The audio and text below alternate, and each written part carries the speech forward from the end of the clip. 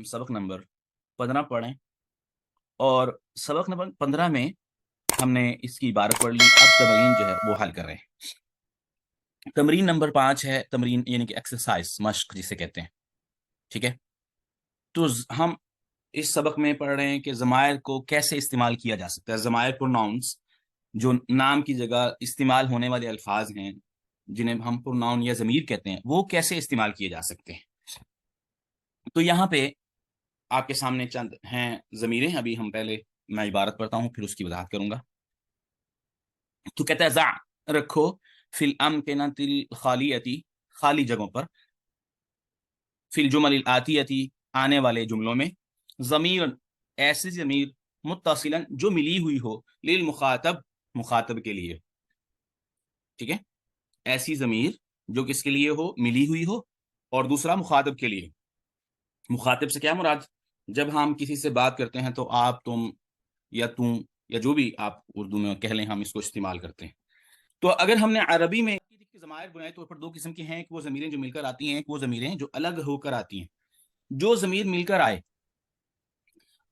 वो उससे ज़मीर मुत्तसिल कहते हैं, जो अलग लिखी जाए, अलग आए, उससे ज़मीर मुनफसिल कहते हैं। थोड़ी सी मुख्तसर से बात ये समझें। अब जब हम किसी चीज़ की तरफ निस्बत करते हैं, किसी चीज़ की, किसी को रिलेट करते हैं चीज़ को किसी के साथ, यानी कि उसकी मिल्कियत वगैरह उसमें बनाते हैं, ये कहते हैं फलां चीज़ तेरी है, ये फलां चीज़ उन सब की है, फलां चीज़ आपकी है। तो ये आप या तुम या सब, ये जो आखिर में आ रहे हैं, इसको हम ज़मीर कौन सी कहेंगे, ज़मीर मुत्तसिल कहेंगे। ये कौन सी ज़मीरें हैं, मुज़ाफ इले की ज़मीरें, यानी कि ये मुज़ाफ इले की जगह आती हैं। इनको हम कहते हैं ज़मीर मजरूर मुत्तसिल। ऐसी ज़मीरें जो इस्म के बाद उनका मुज़ाफ इले बनकर आ रही हैं, और ये उस जो मुज़ाफ है, यानी जिसकी तरफ उनकी निस्बत हो रही है, उसके साथ किसी चीज़ को, किसी मिल्कियत को शो कर रहे हैं कि ये चीज़ फलां की है। जैसे मैं मिसाल के तौर पर कहता हूँ बैतुका, आपका घर, गोया मैं कह रहा हूँ ये घर आपकी मलकियत है, आपकी तरफ उसको निस्बत कर रहा हूँ, आपसे जोड़ रहा हूँ उसको। तो यहाँ पे हम आज जो है मुखातब की ज़मीरें सीखेंगे। तो मुखातब की ज़मीरें भी 6 हैं। 6 से 3 जो है मुज़क्कर के लिए, 3 मुअन्नस के लिए, यानी कि 1 2 3। एक अरबी में, हमारे यहाँ उर्दू में 2 से जमा स्टार्ट होती है, तो अरबी में जमा स्टार्ट 3 से होती है। गोया एक ज़मीर ऐसी होगी जो एक मर्द के लिए इस्तेमाल होगी, मुखातब के लिए सामने जो होगा। एक ज़मीर ऐसी होगी जो 2 के लिए इस्तेमाल होगी, जो कि मर्द के लिए, जो कि 2 होंगे, सामने होंगे। और तीसरी ज़मीर जो है वो इस्तेमाल होगी सब के लिए, जो कि 3 या 3 से ज्यादा होंगे, सामने होंगे।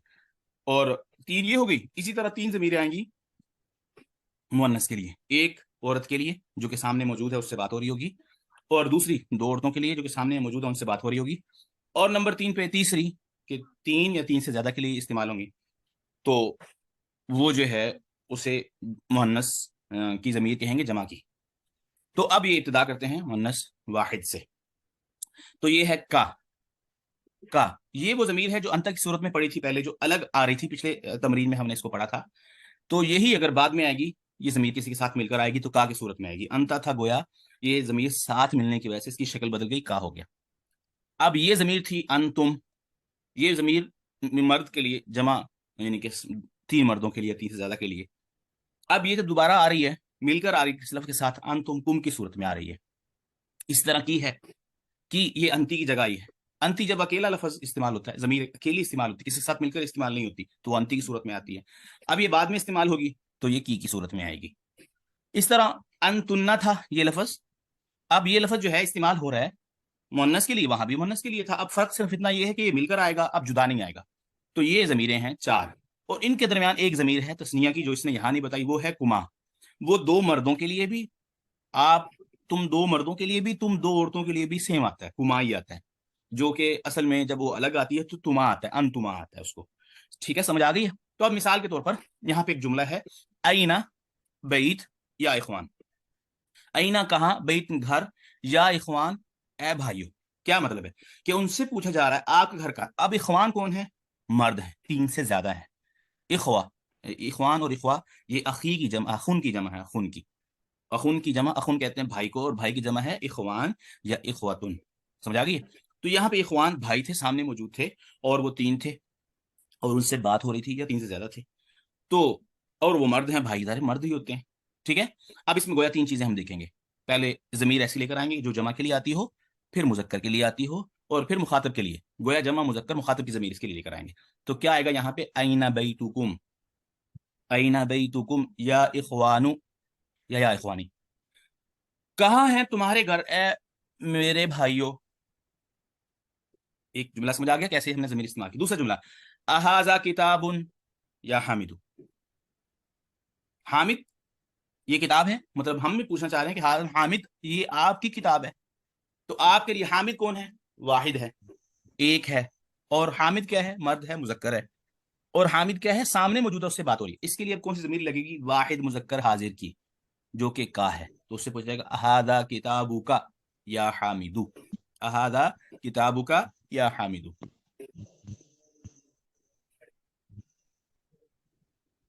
اس کے بعد ہے تیسرا جملہ ساعہ، گھڑی کو کہتے ہیں جمیلۃ خوبصورت، یا لیلا اے لیلا.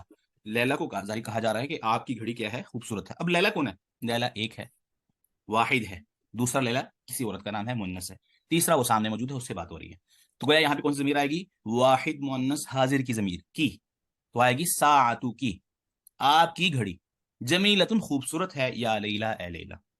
سمجھ آ رہی ہے؟ یا لیلا. اس کے بعد ہے من ابو یا اخوات، من کون، ابو باپ، اے بہنوں. مطلب کیا پوچھ جا رہا ہے؟ کیا بہنوں تمہارے ابو جان کون ہے؟ تو یہاں پہ بہنیں ہیں، بہنیں جمع ہیں، جمع کے لیے آئے، بہنیں مؤنث ہیں، سامنے موجود ہیں، ان کے لیے کون سی ضمیر استعمال ہوگی؟ کنہ کی ضمیر. کون سی؟ جمع مؤنث حاضر کی، جمع مؤنث حاضر کی ضمیر. تو یہاں پہ آئے گا من ابو کنہ یا اخوات، کون ہیں تمہارے ابا جان اے بہنوں. نمبر 5 پہ ہے جملہ مسمو یا اخی، کیا نام ہے اے میرے بھائی. مطلب کیا کہ آپ کا نام کیا ہے؟ اب بھائی اخی سے میں بات کر رہا ہوں، تو اخی مرد ہے، اخن مرد کو کہتے ہیں، یعنی کہ بھائی ہے تو بھائی مرد ہے، اور دوسرا جو ہے وہ ایک ہے، تیسرا سامنے موجود ہے اس سے بات ہو رہی ہے. تو اس کے لیے اب کون سی ضمیر آئے گی؟ مسمو کا. کون سی آئے گی؟ واحد مذکر حاضر کی. مسمو کا یا اخی، کیا نام ہے آپ کا اے بھائی. اس کے بعد ہے مسمو یا اختی، کیا نام ہے اے میری بہن، یعنی کہ آپ کا کیا نام ہے؟ اخت اب بہن ہے، مؤنث ہے، واحد ہے، اور سامنے موجود ہے اس سے بات ہو رہی ہے. تو یہاں کیا آئے گا؟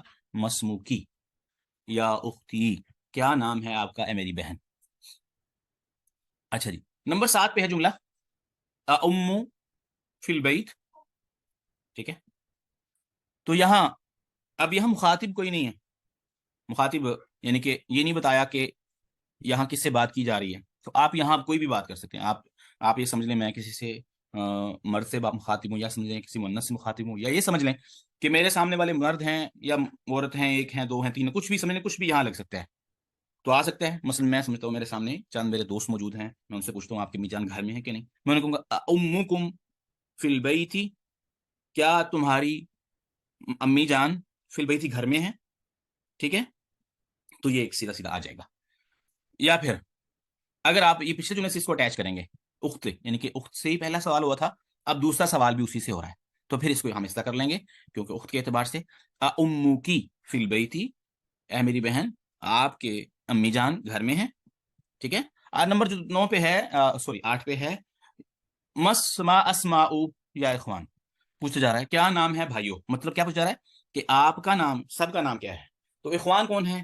مذکر ہیں، جمع ہیں، سامنے موجود ہیں. تو کیا آئے گا؟ ما اسماؤکم یا اخوانو، کیا نام ہے آپ کا اے میرے بھائیوں. سمجھ آ گئی؟ یہ تھی ضمیر کس کے لیے؟ جو آتی ہے مل کر، اضافت کی ضمیر، مجرور ضمیر، جسے ضمیر مجرور متصل با اضافت کہا جاتا ہے. ضمیر مجرور متصل با اضافت آپ کے لیے ذرا مشکل ہوگا، اس کو بے شک یاد نہ کریں، بس اتنا رکھیں یہ ضمیریں جب کسی کے ساتھ آخر میں مل کر آئیں گی تو وہ اس صورت میں آئیں گی. اس کے بعد ہے 6 نمبر تمرین.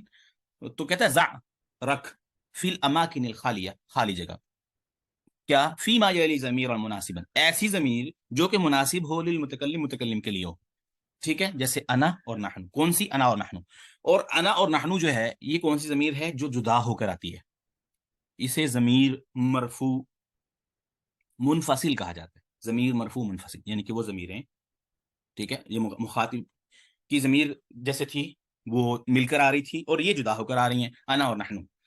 تو اسے انہیں یہ مبتدا بنیں گی اس وقت. یہاں پہ انہیں کہیں گے اس وقت مبتدا بننے کی وجہ سے ضمیر مرفوع منفصل، ایسی ضمیریں جو مبتدا کی جگہ آ رہی ہیں، اور مبتدا آپ کو پتا ہے ہمیشہ اس پر پیش آتی ہے. یہ ہماری بات پہلے ہو چکی ہے. کہ مبتدا پر پیش آتی ہے، ہمیشہ خبر پر بھی پیش آتی ہے. تو اب یہ انا اور نحنو استعمال ہو رہے ہیں. بہرحال یہ سمجھ لیں، یہ انا اور نحنو جو ہیں یہ جہاں اب کلام کی ابتدا میں آتی ہیں ضمیریں، جب کلام جس ضمیر سے اگر کسی بات کی ابتدا ہو رہی ہو، اگر ضمیر سے کسی بات کی ابتدا ہو رہی ہے تو ضمیر مبتدا بنے گی. یہ ہمیشہ یاد رکھ لیں، ضمیر سے کسی بات کی ابتدا ہو رہی ہے ضمیر مبتدا بنے گی، اور ضمیر اس وقت کیا ہوگی؟ پیش کی جگہ پر ہوگی. پیش کو عربی میں رفع کہتے ہیں، اور جس پر پیش ہو اس کو مرفوع کہتے ہیں، اس لیے اس کا نام کیا ہوگا؟ ضمیر مرفوع منفصل. جدا ہو کر آ رہی ہے، جدا لکھی جائے گی، یہ لکھنے میں مل کر نہیں لکھی جائے گی، اس لیے ضمیر مرفوع سے مراد پیش والی اور منفصل سے مراد الگ ہو کر آنے والی. ٹھیک ہے جی، سمجھا رہی ہے؟ امید ہے انشاءاللہ. اچھا جی، آگے اب دیکھیں پہلا جملہ ہے مسلمن، ایک مسلمان. مسلمن ایک مسلمان، گویا بات کرنے والا یہ کہہ رہا ہے کہ میں مسلمان ہوں، اور میں کے لیے انا استعمال ہوتا ہے جب بات کرنے والا یا بات کرنے والی ایک ہو. بات کرنے والا یا بات کرنے والی ایک ہو، اپنے یعنی کہ اپنے تعارف سے یا اپنے سے بات کی ابتدا کر رہی ہو، کسی چیز کی نسبت اپنی طرف نہ کرے، میری نہ کہہ رہی ہو یہ کتاب میری ہے یا اس طرح نہیں، بلکہ اپنے متعلق بات ہو رہی ہو، اور ضمیر انا کے ساتھ بات کی ابتدا کرے، میں سے بات کی ابتدا ہو، میری نہیں، میں سے بات کی ابتدا ہو، میں، تو اس صورت میں انا آتا ہے. تو وہ شروع میں آئے گا کلام کے، جدا ہو کر آئے گا، لکھا نہیں جائے گا ساتھ مل کے. تو اس نے کہا مسلمن، مطلب وہ کہنا چاہ رہا ہے کہ میں مسلمان ہوں. تو یہ کیسے آئیں گے؟ انا مسلمن. آپ بھی کہہ سکتے ہیں انا مسلم، میں مسلمان ہوں. انا تاجر، میں تاجر ہوں. انا کاتب، میں لکھاری ہوں، میں ٹائپسٹ ہوں. ٹھیک ہے، انا مسلم، میں کیا ہوں؟ مسلمان ہوں. تو یاد رکھ لیں، یہ انا مذکر ہو تب بھی وہ انا کہے گا، مؤنث ہو تب بھی انا کہے گا. گویا اس ضمیر کا نام کیا ہوا؟ واحد، مذکر و مؤنث متکلم. گویا اس میں یہ چیزیں واحد بھی ہے، بیک وقت مذکر کے لیے بھی آئے گی، بیک وقت مؤنث کے لیے بھی آئے گی، اور ساتھ جو ہے یہ جو بات کرنے والا ہوگا جس کو فرسٹ پرسن بھی کہتے ہیں، فرسٹ پرسن انگلش میں کہتے ہیں اس ضمیر کو، تو وہ انا استعمال کرے گا. تو انا مسلمون، میں مسلمان ہوں. اس کے بعد ہے مسلمون. گویا بات کرنے والے کہہ رہے ہیں کہ ہم کیا ہیں؟ مسلمان ہیں. اب ہم کے لیے نحن استعمال ہوتا ہے، ہمارا ہماری نہیں. جب ہم کہیں گے، ہم سے اپنی بات کی ابتدا کریں گے، اس کے لیے نحن آئے گا. تو اب یہاں پہ نحن کے متعلق یہ بات یاد رکھیں. نحن ایک تو یہ بات ہوگی کہ متکلم کے لیے بولنے والا، جب بولنے والے اس کو استعمال کریں گے، نحن کیا ہے؟ اس کو بولنے والے کیا کریں گے؟ استعمال کریں گے. اب اگلی بات یہ کہ یہ جب استعمال ہوں گے، یہ مسلمون نحن کی ضمیر جب استعمال ہوگی، دو مردوں کے لیے بھی استعمال ہوگی. جب وہ بات کر رہے ہوں گے، دو عورتیں بھی نحن ہی کہیں گی، اور اس کے بعد تین مرد اور تین عورتیں بھی نحن ہی کہیں گی. گویا یہ ایک ضمیر کس کے لیے آئی؟ دو مردوں، دو عورتوں، تین مردوں، تین عورتوں کے لیے. یہ نحن چار کے لیے استعمال ہوتی ہے. نحن یہ ضمیر بیک وقت کس کے لیے استعمال ہوتی ہے؟ چار کے لیے. تو اب اس کو ذرا سمجھیں. تو گویا اس کا نام پھر کیا ہوا؟ نحن کا ضمیر تثنیہ و جمع، مذکر مؤنث متکلم. ضمیر تثنیہ و جمع، مذکر مؤنث متکلم. ٹھیک ہے، یہ اس کا نام ہوا. تو خیر، بولنے والے تھے جمع تھے، مسلمان تھے، تو ان کے لیے کیسے؟ نحن مسلمون. ہم آئے گا نحن مسلمون، ہم کیا ہیں؟ مسلمان ہیں. اس کے بعد جملہ نمبر 3 ہے مسلمتن. بولنے والی کہہ رہی ہے کہ میں مسلمان ہوں، تو ایک ہے، اس کے لیے انا آئے گا، انا مسلمتن. اس کے بعد ہے مسلماتن، ہم مسلمان ہیں. عورتیں کہہ رہی ہیں کہ ہم مسلمان ہیں، جمع ہیں، بات کر رہی ہیں، اس کے لیے نحن آئے گا، نحن مسلماتن. آگے ہے پرنسپل کی بیٹیاں، یعنی کہ بات کرنے والی بولنے والی کہہ رہی ہیں کہ ہم پرنسپل کی بیٹیاں ہیں. تو بنتن کی جمع ہے بنات، عربی میں اردو میں بھی بنت استعمال ہوتا ہے. تو آئے گا نحن بنات المدیری، ہم بیٹیاں ہیں مدیر کی.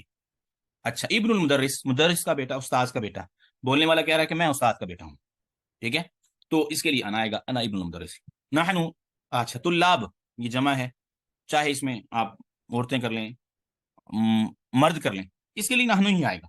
تو نحن طلاب، ہم کون ہیں؟ طالب علم ہیں.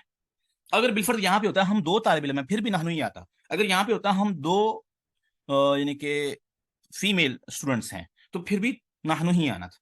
اس کے بعد اگلی بات مریضہ. مریضہ جو ہے اس سے، یعنی کہ وہ کہہ رہے ہیں کہ میں کیا ہوں؟ مریضہ ہوں.